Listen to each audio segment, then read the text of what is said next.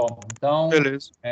boa noite a todos. Conforme tratado, a gente inicia agora a nossa aula referente à seção 2.3 da disciplina de materiais elétricos e semicondutores, início da gravação, né, para a ciência de todos, para que todos possam acompanhar quando necessário for. Beleza? Então, a partir desse momento, vou compartilhar a tela com vocês, onde a gente consegue dar uma olhadinha nos slides que a gente preparou, beleza? Tá todo mundo enxergando aí o slide, a capa? Sim. Sim? Então, beleza, tá tudo certo. Bom, antes da gente começar, imagino que já tenham falado sobre isso com vocês, mas quero enfatizar, quero frisar a importância dessa nossa campanha, digamos assim, né? Que esse nosso período de quarentena seja o mais produtivo possível. E como disse para vocês, né, da minha parte, está sendo. Por que eu digo que está sendo produtivo? Não porque eu estou dando aula, né? Bom, isso independente de quarentena, ou com quarentena ou sem quarentena, estaríamos dando aula do mesmo jeito, né?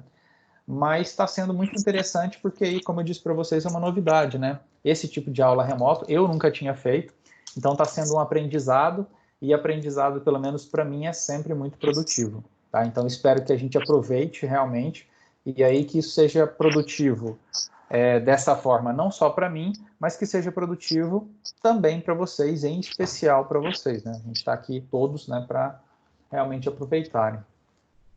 Então, destaco aqui, né, a questão do desafio nota máxima. Alguém ainda não fez o simulado? Acho que todo mundo fez. Assim, Então, quem beleza. não fez também, a Lília está pressionando o povo nos grupos. Então, eu não sei se... Acho que no primeiro dia de aula eu conversei com vocês sobre isso, e assim, eu não consigo entender, cara. Como eu disse para vocês lá naquele nosso encontro presencial, né, o primeiro e único até o momento. É uma das ferramentas mais interessantes que eu vejo dentro do sistema Croton, é essa plataforma adaptativa, tá? Pessoal, de vez em quando eu vou ter que dar uma olhadinha nessa tela aqui para aceitar, para admitir alguns dos nossos convidados, tá? Mas aí logo eu volto para a nossa tela, beleza? Bom, realmente não consigo entender uma demora tão grande assim, a não ser que estejam tendo problemas com acesso, tá bom? Por quê?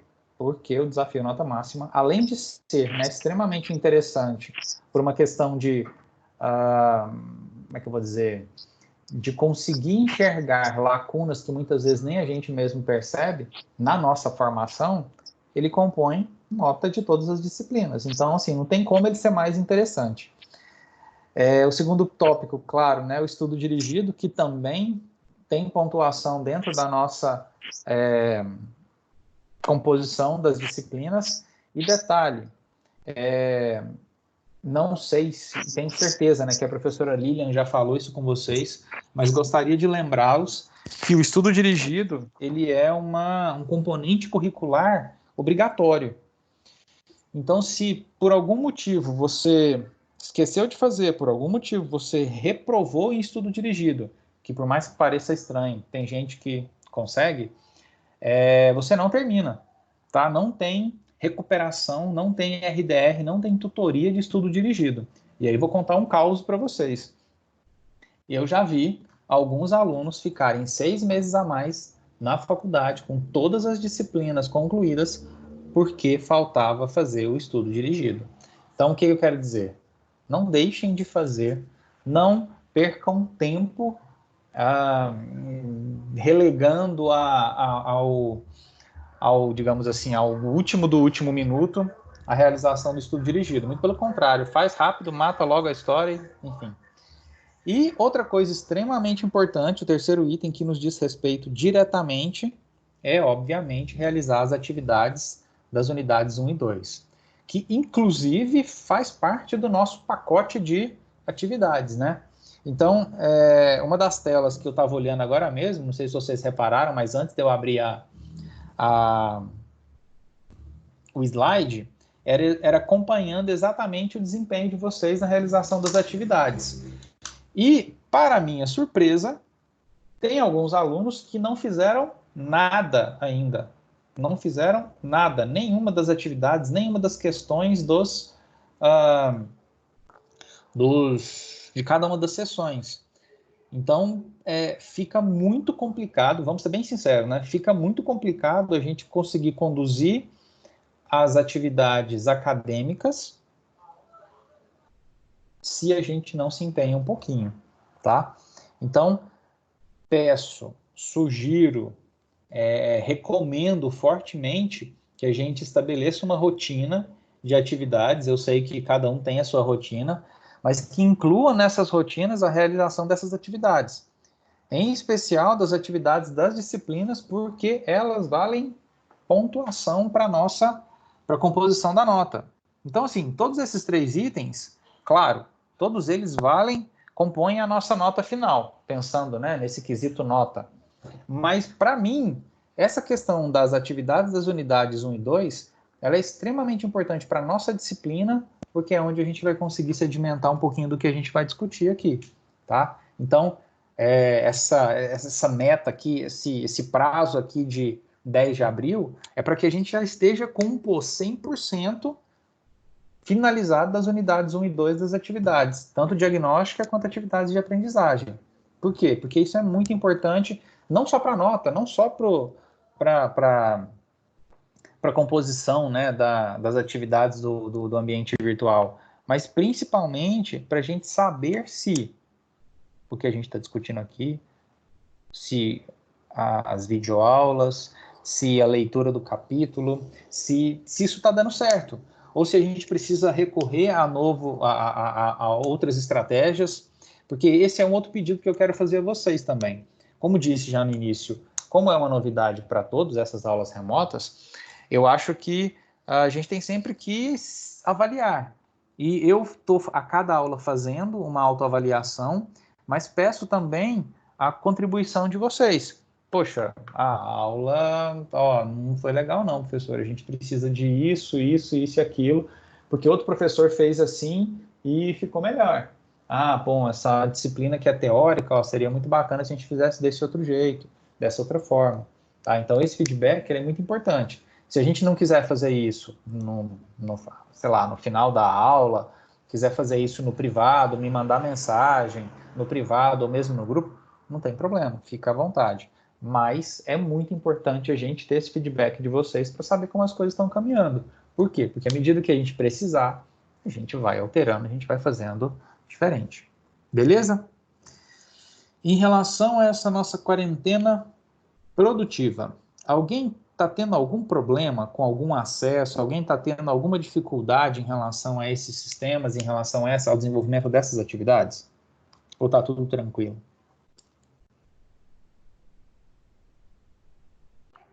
Tá tudo beleza. Sem problemas, então? Então Tranquilo. tá, ó.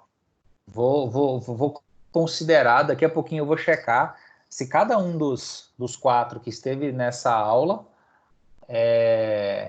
realmente está desenvolvendo, né? Realmente está fazendo lá o que a gente está propondo em relação ao desenvolvimento dessas atividades, tá bom?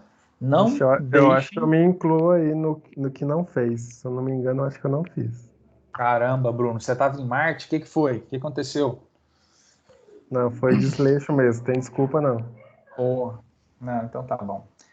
Então, a minha, enfim, né, a grande sugestão, a grande recomendação da gente não deixar para o final, primeiro, para que fazendo as atividades surjam, claro, né, as dúvidas e a gente consiga discutir ao decorrer das nossas aulas e que a gente não acumule todas para o final, por exemplo, do bimestre ou para o final do semestre. Então, idealmente, né, sempre a gente, enfim, né, tenho certeza que todos os professores já falaram isso com vocês, né, mas idealmente é que a gente cumpra as atividades da semana na semana, né? Isso facilita para todo mundo, tá bom?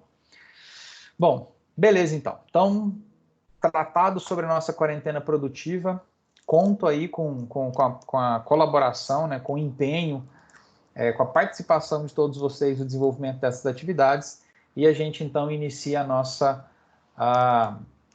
atividade de hoje falando sobre a seção 2.3, sobre o assunto da seção 2.3, que faz parte da seção da unidade 2, que trata sobre classificação dos materiais. Bom, essa expressão doping e tipo de doping, para ser bem sincero, ela até nem é tão comum, ela nem é tão usual. E eu vou explicar para vocês daqui a pouquinho por quê. Mas quando a gente fala desse tipo de processo, né, dessa expressão dos tipos, a gente ainda está falando de classificação de materiais. Só que nesse caso aqui, a gente já não está falando nem mais de isolantes, nem mais de condutores, nem de dielétricos e nem de piezoelétricos.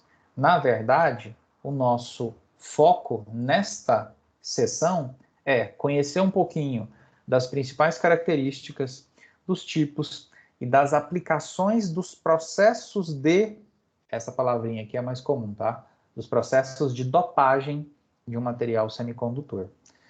Bom, de tudo que a gente viu lá na seção 2.2, que é sobre o tal transistor, nada daquilo ali existiria se isso daqui não fosse viável, se esse processo não existisse, aplicado, obviamente, a esse material semicondutor. Então, tudo aquilo que foi discutido na seção 2.2, referente à construção daqueles inúmeros transistores da eletrônica, só existe porque esse processo de dopagem e esse material foi construído. Beleza? Pessoal, um lembrete.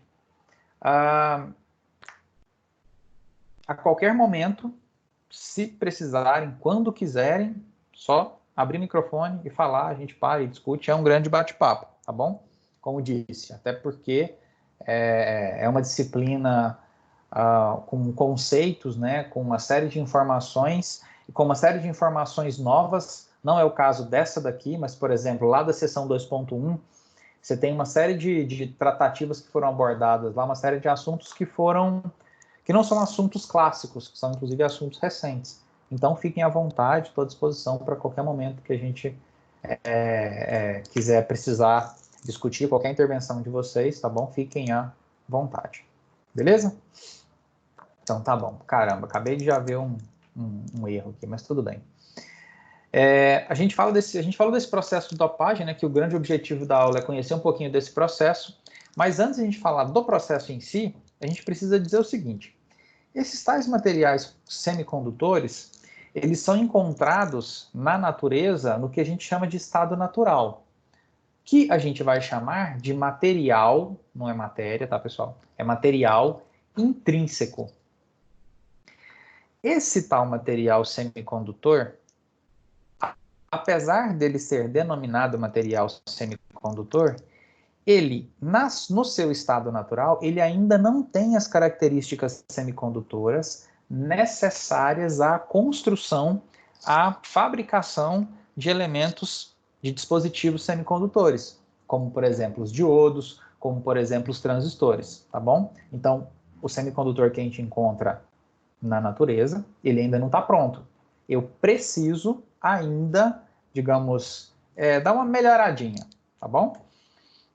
E o que é essa melhorada? Na verdade, é o que a gente vai chamar de processo de dopagem. Ou, traduzindo, na verdade, o que a gente vai fazer é introduzir algumas impurezas nesses materiais. E aí, quando a gente fala, né, no plural, esses materiais, é porque a gente não tem um único material semicondutor.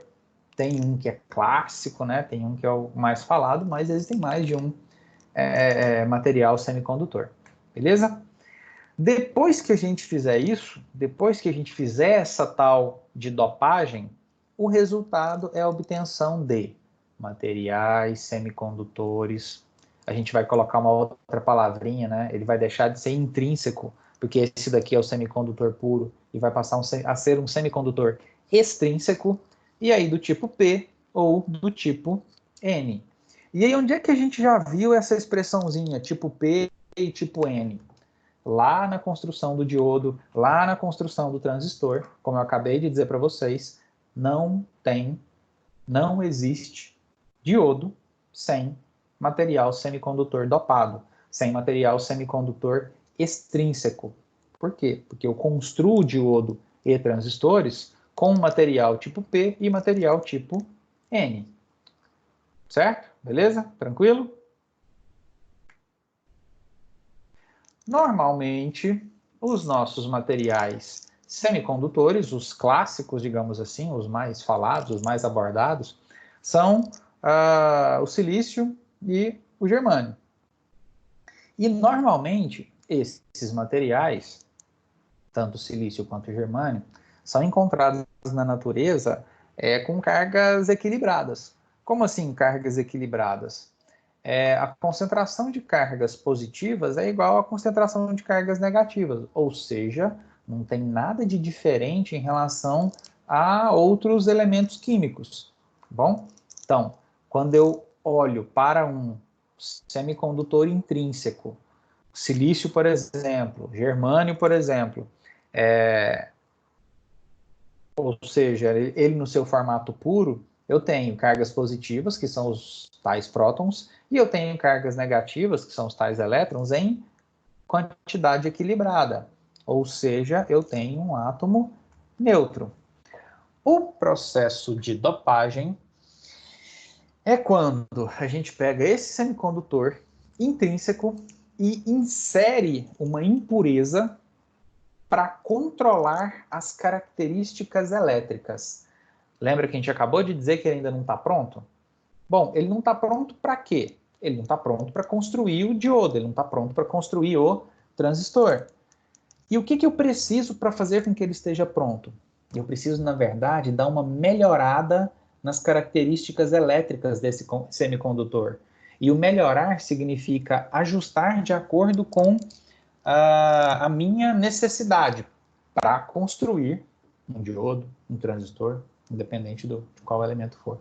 Tá bom? Então, dependo do processo de dopagem, que é a introdução de impureza para melhorar, para controlar as características elétricas do semicondutor. E aí o resultado, né, como a gente já comentou, são materiais extrínsecos. Então, toda vez que a gente ouvir a expressão extrínseco, você está dizendo assim, olha, esse material já passou pelo processo de dopagem, tá bom? Impurezas já foram introduzidas para melhorar a característica elétrica. Bom, entrando agora nesse processo, o que seria então esse tal de processo de dopagem? Como a gente disse, ele é uma adição, ou seja, ele está sendo inserido lá no meu material original, lá no meu material semicondutor, uma pequena quantidade de impureza, de tal forma que eu afete esse comportamento elétrico, como a gente comentou. O objetivo, um dos objetivos, digamos assim, é fazer com que essa impureza introduza e faça com que esse material tenha cargas elétricas sobrando. Ou seja, ele no seu material, ele na sua forma, no seu estado puro, tanto o silício quanto o germânio, ele não tem elétrons sobrando. O que ele tem de próton, ele tem de elétrons. Só que, bom, apesar de ser considerado semicondutor, eu ainda precisava de um pouquinho mais de elétrons.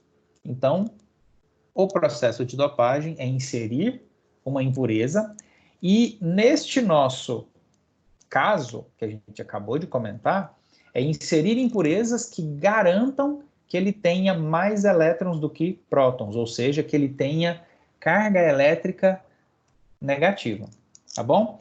Mas como que eu vou fazer isso? Qual é o conceito? Está relacionado diretamente à tal da ligação covalente. Lembra lá da química? O que é essa tal de ligação covalente mesmo? É quando eu tenho, na verdade, lá na minha camada, na minha última camada do átomo, 1, 2, 3, 4 elétrons, que é o caso dos nossos semicondutores, e esses 4 elétrons se ligam com outros 4 elétrons de outros 4 átomos ao redor. Isso desta forma se forma uma ligação covalente. A grande questão é que quando isso acontece, eu não tenho elétrons livres, porque eles estão em uma ligação covalente. Porém, no processo de dopagem, o objetivo é fazer com que surjam elétrons excedentes, para que eles fiquem livres ao redor do átomo. Que átomo? O átomo semicondutor, o átomo de silício. Para quê? Para que ele possa se mover. Lembrando, né, o nosso grande objetivo aqui é tornar o meu material semicondutor um pouco mais condutor, ou seja, um pouco mais com características elétricas mais interessantes. Então, nesse caso aqui, o que a gente vai fazer? Introduzir uma impureza que garanta que eu tenha elétrons livres, diferentemente do silício, diferentemente do material semicondutor puro. Agora eu vou ter elétrons livres.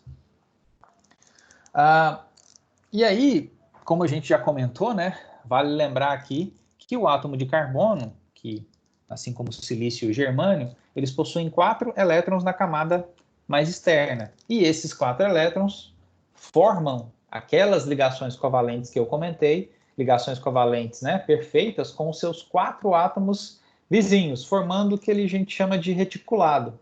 Então, se eu tenho 4 elétrons na camada de valência, na última camada, e esses 4 elétrons formam ligações covalentes com os átomos que estão ao redor, eu não tenho elétron livre.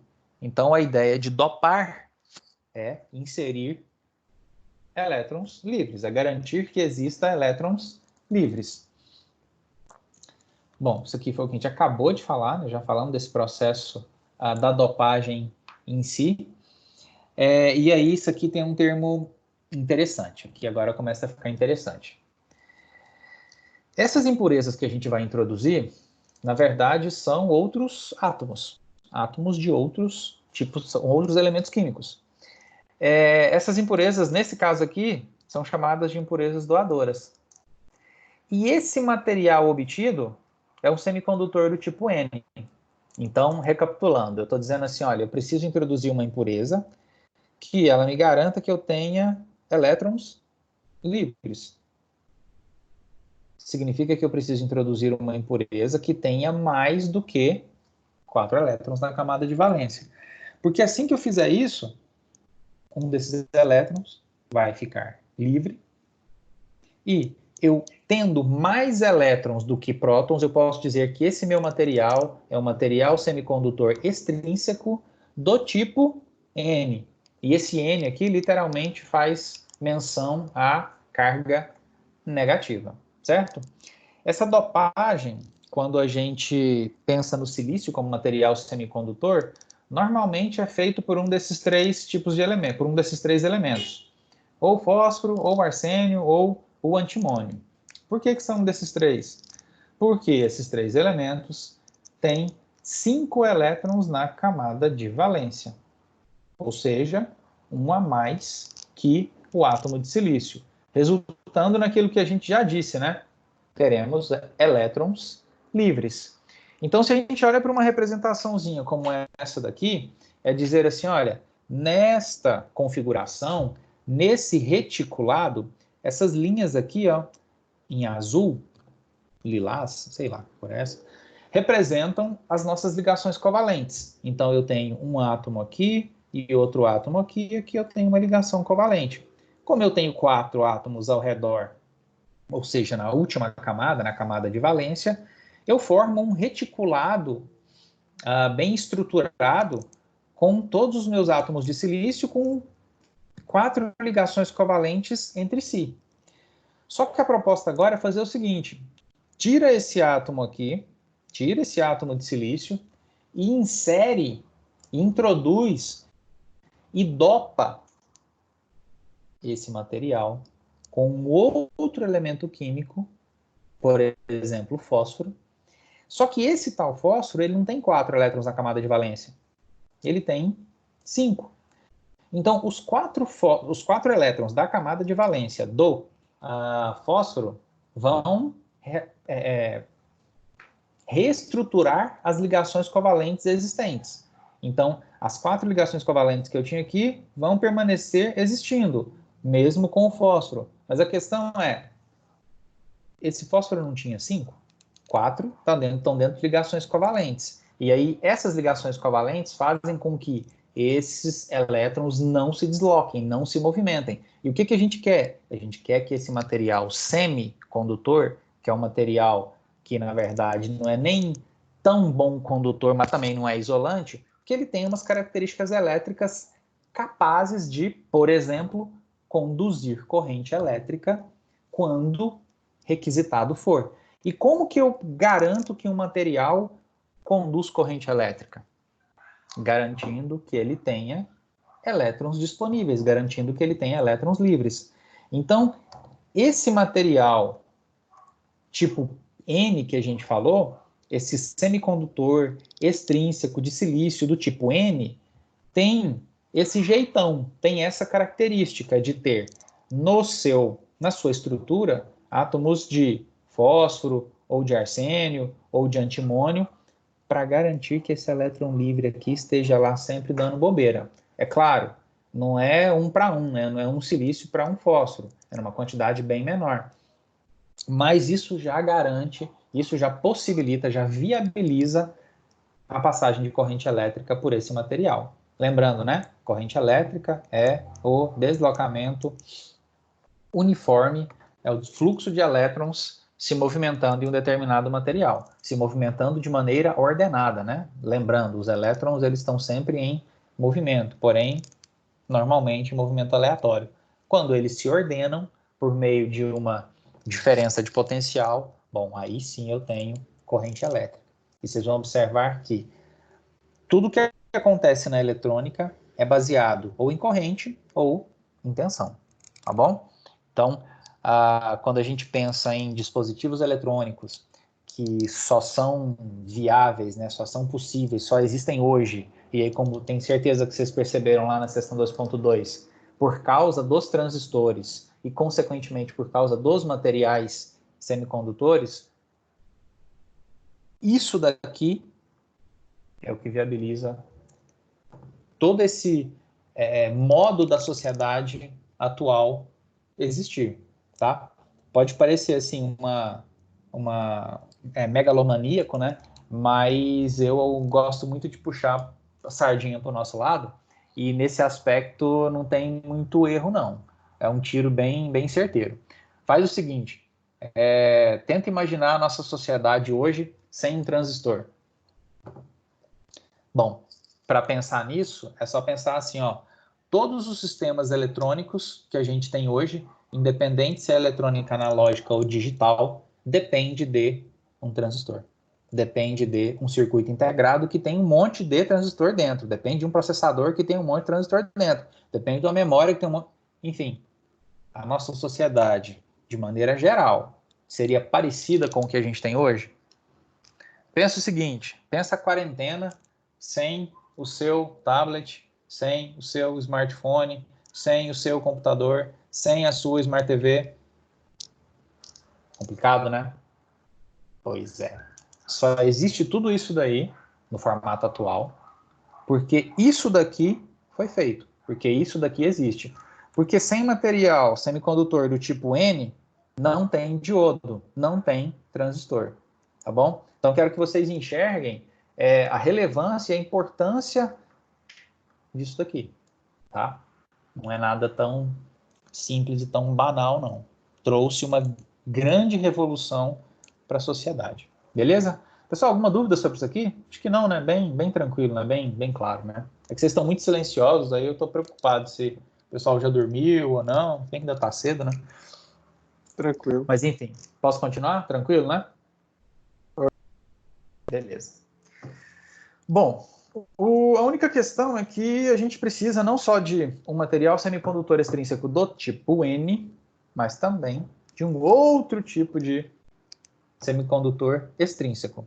Então, da mesma forma que é possível introduzir uma impureza que me forneça um excesso de cargas negativas, eu também consigo fazer isso alcançando um excesso de cargas positivas, que a gente vai dizer, que a gente vai chamar de lacunas. Ao invés de... a expressão falta de elétrons, eu acho ela meio fácil de confundir. Prefiro a expressão lacunas. Por que eu vou chamar esse excesso de cargas positivas de lacunas e não de carga positiva ou não de próton? Porque eu não estou inserindo próton no meu material, certo? A gente vai inserir uma impureza. Mas, diferentemente de elétron, que eu consigo arrancar do átomo, por exemplo, para gerar corrente elétrica, em próton eu não mexo. Então, o que a gente vai fazer? Qual é a ideia para construir este outro processo de dopagem positiva? É, na verdade, inserir impurezas como o boro, o gálio ou o índio, que ao invés de 4 elétrons na camada de valência, como o silício e o germânio, que são os semicondutores, ao invés de 5 elétrons na camada de valência, como o fósforo, como o antimônio, como o arsênio, a gente vai colocar elementos químicos que tenham 3, ou seja, 1 elétron a menos na camada de valência. Por quê? Porque aí eu vou criar um material semicondutor extrínseco do tipo P. P realmente de carga positiva. Porque eu vou ter, ao invés de excesso de elétrons, eu vou ter um excesso de falta de elétrons que a gente vai chamar de lacunas. Certo? Então, é dar uma olhada, né, digamos assim, naquela mesma representação que a gente fez, só que ao invés de retirar um silício e colocar um fósforo com 5 elétrons na camada de valência e sobrar um, na verdade eu vou colocar um elemento como, por exemplo, o índio, que nesta posição eu não tenho uma ligação covalente. Então eu tenho uma ausência de elétron. E essa ausência de elétron no todo me garante que esse material, ao invés de um simples semicondutor puro ou um semicondutor que esteja sobrando elétrons, na verdade eu tenho um material semicondutor com lacunas sobrando, certo?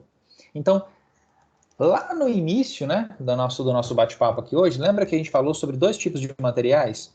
Um tipo P e um tipo N? Então, são esses 2. Materiais semicondutores extrínsecos do tipo N, ou seja, com carga negativa sobrando, com elétron sobrando, e o material semicondutor extrínseco do tipo P, com lacunas sobrando, com ausência, com falta de elétrons sobrando. E é exatamente esses 2 materiais dopados que possibilitam, como já repeti, né, já disse e repeti diversas vezes, a viabilidade de se construir dispositivos da eletrônica como diodos e transistores. Bom, é interessante a gente dar uma olhadinha na condução de corrente elétrica num material do tipo P. Por quê? Porque do tipo N, aqui é fácil de enxergar. Por que eu tenho... Como é que acontece a corrente elétrica nesse material? Nesse material aqui eu tenho elétrons sobrando. À medida que eu tenho um campo elétrico formado por por exemplo, uma diferença de potencial entre as extremidades, esse campo elétrico movimenta de maneira ordenada esses elétrons, que estão dando bobeira lá mesmo, estão livres, com um pouquinho de energia eu arranco eles da minha camada de valência, e aí eu tenho corrente elétrica, certo? Não tem muitas dúvidas, porque ele se aproxima muito de um material condutor. A grande questão que o nosso autor levanta é que, quando eu tenho ausência de elétrons, quando eu não tenho elétrons sobrando, como é que acontece a condução? Como é que acontece a corrente elétrica num material do tipo P? Porque concorda comigo que se eu tenho no meu diodo, se eu tenho no meu transistor um material tanto do tipo N quanto do tipo P, e eu afirmo que por esses 2 elementos eu tenho passagem de corrente, eu tenho que ter passagem de corrente também pelo material tipo P. Como que isso acontece? É que, na verdade, o movimento de elétrons vai se dar do polo negativo para o polo positivo, no qual acontece uma ocupação das lacunas disponíveis. Então, lembra aqueles buracos, né, aquelas ausências de elétrons que a gente viu aqui? O que acontece, na verdade, é que outros elétrons vão assumindo o lugar dessa lacuna e se deslocando. Não são elétrons que estão dando bobeira, como no material tipo N. Na verdade, são elétrons que, por meio do campo elétrico gerado pela diferença de potencial, são arrancados das suas ligações e ocupam essas lacunas. Só que ele ocupa esse movimento de lacuna, inclusive dando a sensação de movimento de lacunas. Que nessa figurinha aqui é um pouquinho mais fácil enxergar. Dá uma olhada. Isso aqui, ó, é a minha diferença de potencial. E aí o que acontece? Eu percebo que esses elétrons aqui se movimentam, acabam se movimentando da sua posição convencional para uma lacuna. À medida que eu mantenho essa diferença de potencial, esse mesmo elétron se desloca de novo e vai se deslocando. Então, quando eu olho para a posição da existência da lacuna, ela vai também mudando de lugar, porque o que era uma lacuna passa a ser preenchido por um elétron, mas daqui a pouco, e aí eu abro uma lacuna aqui, aí outro elétron assume e abre outra lacuna. Ou seja, eu estou movimentando os elétrons, mas também estou movimentando as lacunas. É isso que eu queria deixar claro para vocês. No material do tipo N, é muito fácil enxergar como é que acontece corrente elétrica nele. Mas o material do tipo P, a corrente elétrica acontece porque existe um movimento de lacunas, porque elas vão recebendo elétrons que foram arrancados de outras ligações, mas esses elétrons vão se movimentar ao longo das lacunas existentes, assim como essa representação aqui deixa bem claro. Então, esse é um elétron da ligação, esse elétron aqui assume a posição dessa lacuna, se aqui tinha um elétron e não tem mais, aqui passa a ser uma lacuna e aqui deixa de ser uma lacuna, então é como se essa lacuna saísse daqui e viesse para cá. Ou seja, é como se eu tivesse, inclusive, uma corrente positiva, uma corrente não só de elétrons, mas uma corrente de lacunas. Tá bom? É só para deixar claro para vocês que não é porque eu tenho carga positiva, ou seja, uma carga mais positiva do que uma carga negativa, que isso inviabiliza a passagem de corrente elétrica. Muito pelo contrário. A existência das lacunas viabiliza a passagem de corrente, porque essas lacunas recebem esses elétrons ao longo do caminho. Beleza? Bom, aqui é só uma observação que acaba sendo muitas vezes nem observada, né, mas que o movimento dos elétrons, né, no semicondutor do tipo N, ele é feito do polo negativo para o positivo, porque o negativo, os elétrons aqui são repelidos pelo polo negativo. Só que o movimento de lacunas é no sentido contrário, né? É aquilo que a gente consegue enxergar aqui. À medida que o elétron é empurrado pelo polo negativo, a lacuna acaba sendo quase que, dá para pensar assim, ó, sendo atraída pelo polo positivo, né? Então, a analogia que dá para ser feita é o polo negativo empurra, né, repele os elétrons para o polo positivo e o polo positivo empurra, repele as lacunas em direção ao polo negativo. Mas que, no final das contas, eu continuo tendo um fluxo ordenado de elétrons, ou seja, a tal da corrente elétrica. Beleza? Bom, nesses tais, né, semicondutores dopados, o número de elétrons de um semicondutor do tipo N ou as lacunas do semicondutor do tipo P cresce com o aumento de átomos de impurezas. Ou seja, se o meu semicondutor não está me atendendo no quesito existência de corrente elétrica, né, lembrando que mesmo que eu tenha uma diferença de potencial entre as extremidades, e aí volto nesse exemplo aqui, né, se eu não tiver elétrons livres, não vai acontecer corrente, não vou ter corrente elétrica.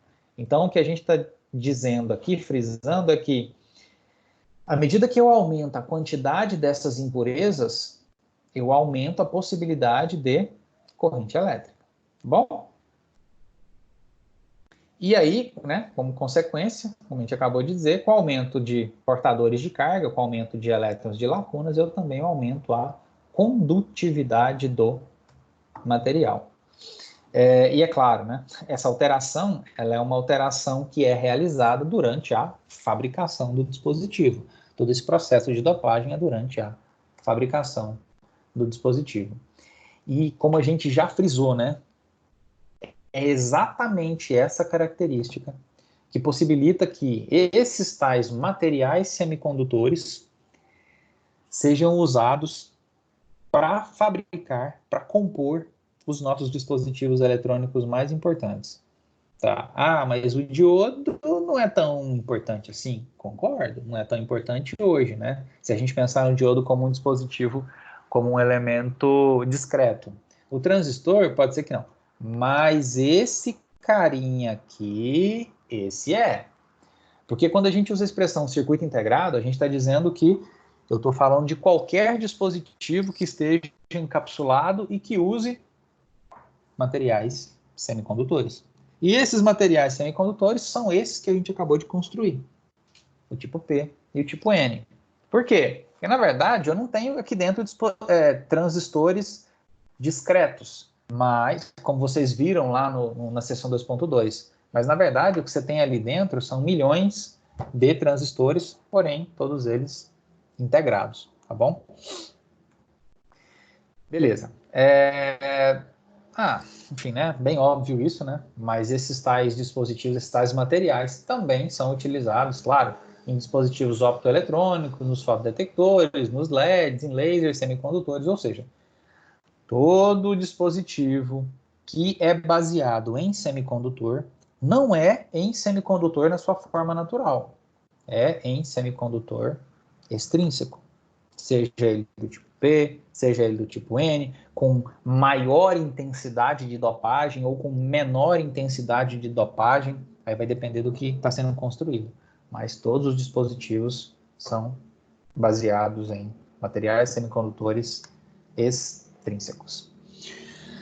Bom, tem um detalhe que vale a pena a gente prestar atenção. Esses tais materiais semicondutores, eles também possuem uma certa propriedade térmica. E aí, a gente pode voltar, inclusive, a pensar naqueles materiais semicondutores puros, naqueles materiais semicondutores intrínsecos, porque a regrinha também vale para eles.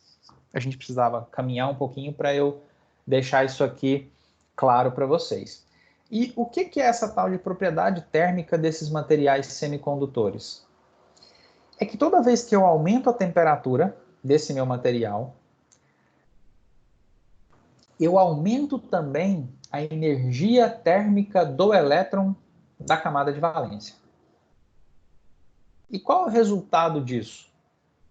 É que aquela ligação covalente que eu disse para vocês agora há pouco, que ela não se desfazia, que ela estruturava todo o reticulado do meu material semicondutor, na verdade, mesmo sem impureza, ela pode se desfazer. Quando? Quando eu tenho um aumento de temperatura. Tá? Então, na verdade, ninguém perguntou isso lá atrás, não, mas parece bem óbvio isso, né? Vamos voltar para um conceitinho bem básico aqui. O que diferencia um material condutor de um material isolante? É a existência de elétrons livres, certo? Ou seja, no material isolante, eu tenho uma estrutura atômica, uma estrutura molecular, onde eu não tenho elétrons livres. Se eu não tenho elétrons livres, elétrons que podem se movimentar sob a força de um campo elétrico, eu não tenho corrente elétrica. Esse material é isolante. O que é um material condutor? É o contrário disso, né? É um material, por exemplo, como o metal, que tem, na verdade, nuvens de elétrons quando você compõe um metal qualquer, que qualquer diferença de potencial, gerando o campo elétrico, você movimenta esses elétrons, certo? Aí a gente disse lá no começo que o silício, o germânio, ele é um material semicondutor. A gente não afirmou isso lá no começo? Ah, o silício é um material semicondutor, o germânio é um material semicondutor. Beleza. Aí na sequência eu disse assim para vocês, bom, o silício tem 4 elétrons na camada de valência. E ele forma uma estrutura reticulada onde todas as 4 ligações estão feitas.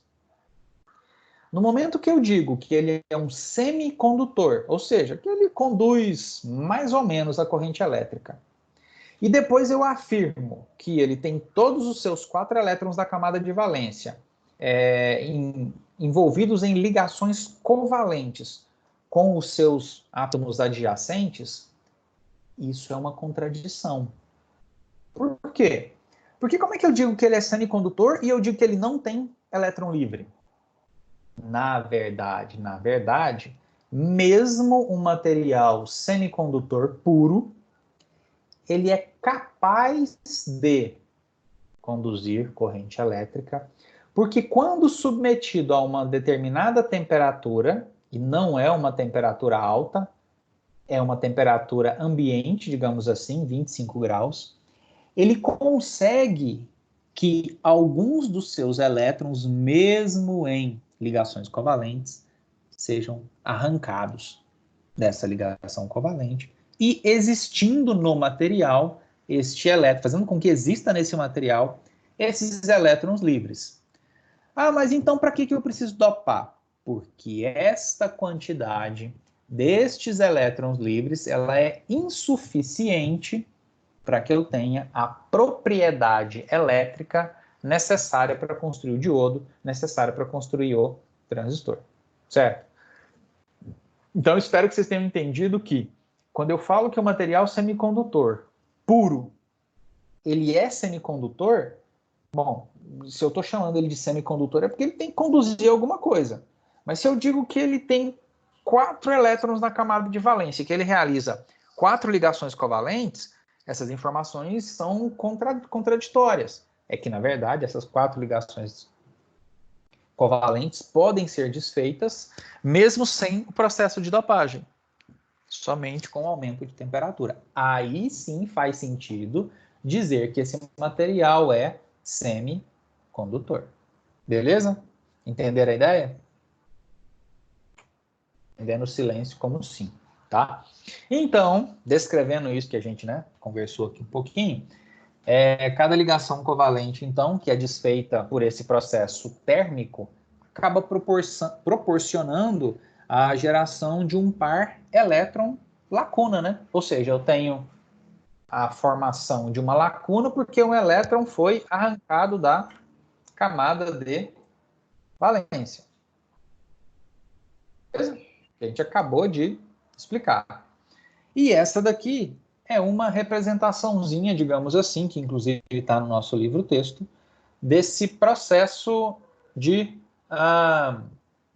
formação de elétrons livres que não seja pelo processo de dopagem, certo? Dá uma olhadinha. Esse material aqui, ele é um material dopado. Ele é um semicondutor extrínseco do tipo N.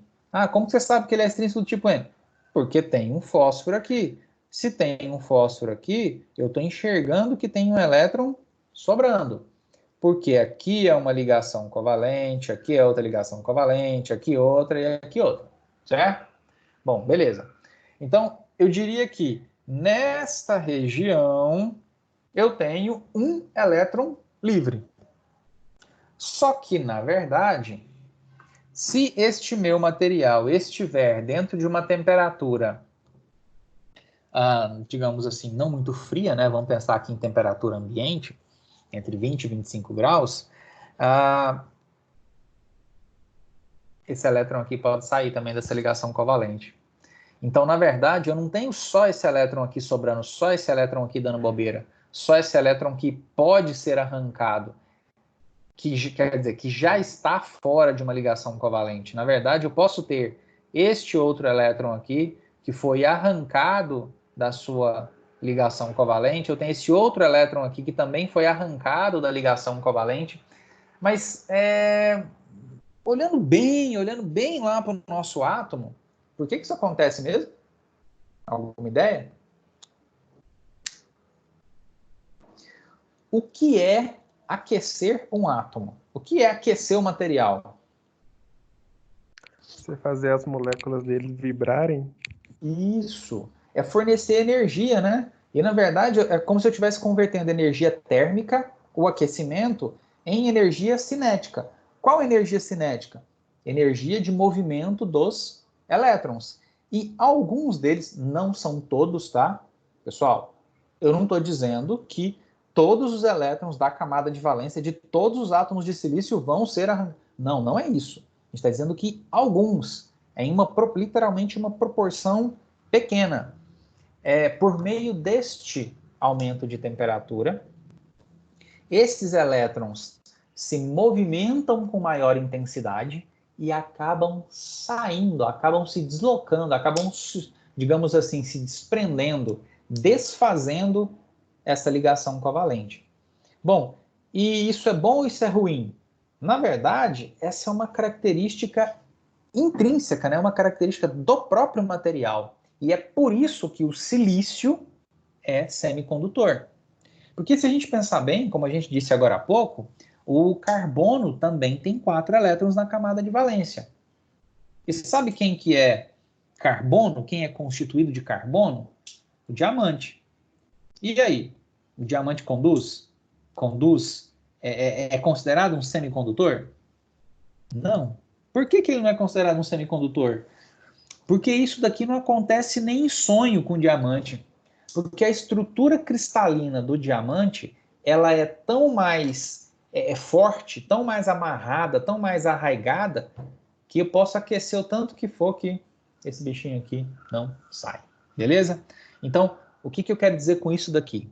Que quando eu digo que o silício e o germânio são materiais semicondutores, mesmo não estando dopados, mesmo não estando pós-processo de dopagem, eles também são passíveis de conduzir corrente elétrica. Por quê?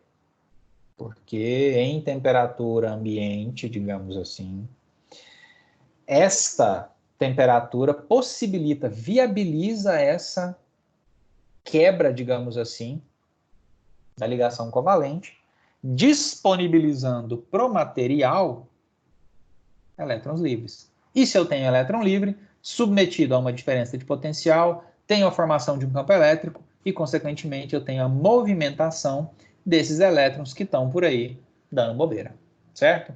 Então, esse daqui seria, digamos que, o resultado final de um processo de dopagem utilizando o fósforo. E por que esse aqui é o resultado final? Porque se em temperatura ambiente acontece essa liberação de elétron, eu vou ter tanto o elétron do fósforo, quanto esses elétrons que eventualmente se desprenderem. Aí aqui sim eu tenho material semicondutor do tipo N, considerando não só o elétron livre do fósforo, mas o elétron livre do próprio material semicondutor. Beleza? Senhores, alguma dúvida sobre essa nossa conversa, sobre esse nosso bate-papo, ou inclusive sobre os anteriores, sobre as sessões anteriores? Não? Tranquilo? Eu vi que chegaram mais alguns convidados, digamos assim, né? Acho que pegaram uma coisa no meio do caminho. E aí, para esses, se não tem nenhuma dúvida nesse momento sobre o assunto, eu gostaria de falar novamente sobre a nossa quarentena produtiva, que não deve ser novidade para ninguém, mas só lembrá-los que final de semana é para isso. Eu lembro que eu costumava brincar muito com o pessoal que trabalhava, né, que trabalha, né, durante o dia e que estuda à noite, que o final de semana é um momento, né, tranquilo de se fazer o que tem para ser feito e que quando não dá, a madrugada é o que a gente tem. Meia-noite às 6 serve para isso. Como essa quarentena, para alguns, né, não sei para quantos de vocês, está significando fazer um home office ou alguma coisa do tipo, né, ou mesmo parado mesmo, né, férias coletivas, alguma coisa do tipo, a gente tem mais tempo de produzir. Então, que a gente faça ser produtivo, não só, claro, né, não só estudando, eu acho que a gente tem outras coisas que a gente pode considerar também como produtivo, mas que a gente não deixe de lado esses assuntos que a gente destacou no início da aula, que é o desafio nota máxima, a composição, a finalização, né, a realização do estudo dirigido e, em especial para a nossa disciplina, realizar as atividades do AVA e realizar as atividades propostas pelo professor, ou seja, aquelas, né, que eu já estabeleci, as de hoje, referente à sessão 2.3, eu já disponibilizei hoje lá para vocês no AVA, mas vai seguir o mesmo padrão, ou seja, a gente vai cumprir minimamente o que está previsto no nosso livro-texto. Pode ser que daqui a uns dias eu disponibilize para vocês uma lista de exercícios que vai além, né, do que está sendo proposto no AVA, o que está sendo proposto no livro, mas essa é uma outra coisa. Agora, o que está previsto no livro, o que está no AVA, a gente tem que fazer. Tá bom? Tranquilo, então? E a ideia é que até o dia 10, que não está longe, né? Estamos falando aí de 7 dias, que a gente já tenha cumprido essas atividades, que a gente já tenha desenvolvido bem o desafio nota máxima, o estudo dirigido e fechado tanto unidade 1 quanto unidade 2 para as atividades no ambiente virtual. Beleza, pessoal? Tudo tranquilo? Alguma dúvida? Beleza, tranquilo. Tá. Em relação, principalmente para quem chegou depois, em relação ao material que eu disponibilizei da sessão 2.1, da sessão 2.2, as videoaulas, as atividades, os slides, acharam o que tinha que achar? Está todo mundo ciente do que tem que ser feito, do que tem que ser entregue? Vou entender o silêncio como um sim. Mas eu já vou fazer como, enfim, né, como o pessoal não se manifestou, eu vou fazer o seguinte. Caso algum de vocês não tenha entregue as atividades da sessão 1.1, 2.1 e da 2.2, que o prazo já se foi, eu vou receber até o prazo da sessão 2.3, que é sempre a próxima aula. Então, o que vai acontecer? Não sei até quando a gente vai ficar com esse formato de aula remota, mas pelo menos mais uma semana é certo. Então, a entrega das atividades da sessão 2.3 tem que ser realizada até a próxima sexta-feira. Então, para quem ainda não fez, não me entregou as atividades da sessão 2.1 e da sessão 2.2, eu vou receber até a próxima sexta-feira, tá? Mas volto a lembrar, volto a frisar. Se você deixar para fazer todas as atividades na quinta-feira da sessão 2.1, 2.2, 2.3, aí sim você vai ter que usar a madrugada para fazer. E o pior não é nem usar a madrugada, porque isso faz parte da formação da engenharia. O pior é que, provavelmente, muita coisa não vai ser feita da maneira que deve ser feita. Ou seja, com estudo, com pesquisa, entendendo o que está acontecendo, vai ser simplesmente uma redação, ou seja, copiar os enunciados e chutar lá, estabelecer a resposta. Tá bom? Pessoal, da minha parte era só. Vocês têm alguma dúvida, algum comentário, ou melhor, alguma sugestão para as nossas aulas, alguma coisa que vocês viram diferente que pode ser interessante? Fala, Sérgio. Ô, Luciano, se você tiver fácil aí, só confirma se você recebeu as atividades que eu mandei. E, cara, eu vou te ser sincero, eu ainda não fiz a como é que eu vou dizer, o cheque de quem me entregou cada uma das atividades. Eu vou conseguir fazer isso nesse final de semana, tá bom? Então, espero que até segunda-feira eu já informe vocês. Então, eu devo utilizar o grupo, pode ser o grupo, ou não sei, para estabelecer por meio de uma tabelinha, para dizer assim, olha, eu recebi até o momento as atividades da seção 2.1 e 2.2 de fulano, ciclano, fazer uma tabelinha mesmo, ó, quem me entregou? Fulano, ciclano, e aí, professor, eu mandei em tal dia, você não viu? Beleza, dou uma olhada e a gente não tem problema nenhum não, tá bom? Mas eu confirmo, eu quero fazer essa